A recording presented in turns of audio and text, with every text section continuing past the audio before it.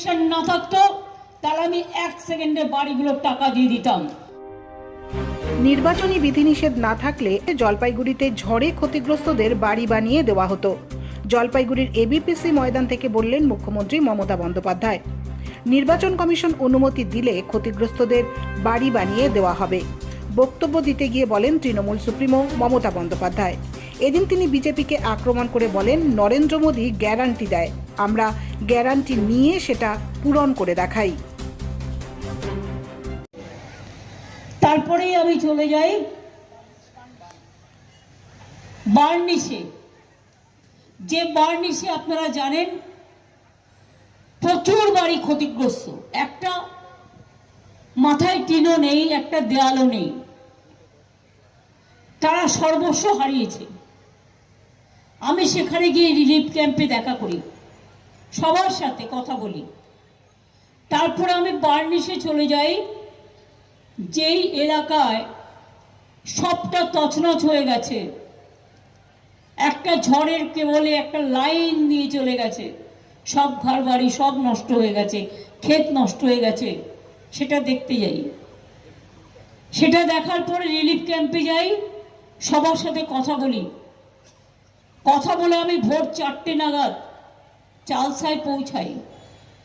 তারপরের দিন আমি আবার যাই আলিপুরদুয়ার এবং কোচবিহারের বর্ডারে, যেখানে অনেক বাড়ি ভেঙে গেছে, অনেক বাড়ি তছনছ হয়ে গেছে, তাদের মাথা গোঁজার একটা স্থান নেই।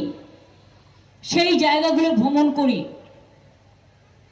তপসিয়াঘাটা স্কুলে রিলিফ ক্যাম্পে যারা ছিলেন সবাই ঘরহারা, তাদের সাথে গিয়ে আমি কথা বলি।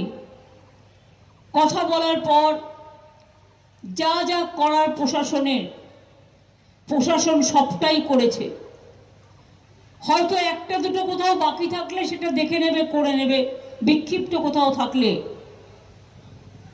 কিন্তু আমরা ইতিমধ্যেই নির্বাচন চলছে বলে তাই এমসিসি কোডের আওতায় আমরা আছি, তাই সব কিছুতেই ইলেকশন কমিশনের পারমিশন নিতে হবে।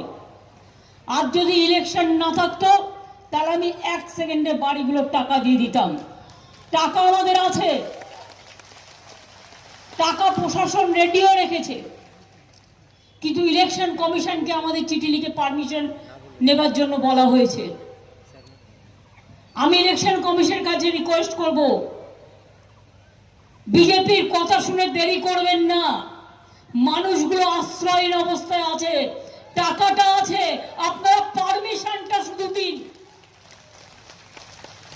টাকাটা আমি হাতে করে দেবো না, আমার পার্টিও দেবে না, প্রশাসন টাকাটা দিয়ে আসবে। এতে বিজেপির আপত্তি কোথায়? বিপদে থাকে না, দুর্যোগে থাকে না, দুর্ভোগে থাকে না, আবার বড় বড় কথা বলে। ত্রাণ নিয়ে বঞ্চনা কোথায় হয়েছে? মানুষ যখন বিপদে পড়ে তখন সব মানুষকে একভাবে দেখতে হয়। আমরা কখনো বঞ্চনা করি না। এখানে প্রধানমন্ত্রী এলেন গতকাল, তিনি অনেক বিরুদ্ধে কথা বলেছেন, কিন্তু জলপাইগুড়ির কথা তো একবারও বলেননি। আলিপুরদুয়ারের মানুষগুলো এত বিপদে আছে একবারও বলেননি। তখন কি মোদীকে গ্যারেন্টি কোথায় গেল? জায়গা ছিল না বলবার, ভুলেই গেছিল। কারণ টুইট তো পার্টি থেকে করে, আর আমি তো নিজে ফিজিক্যালি পৌঁছাই।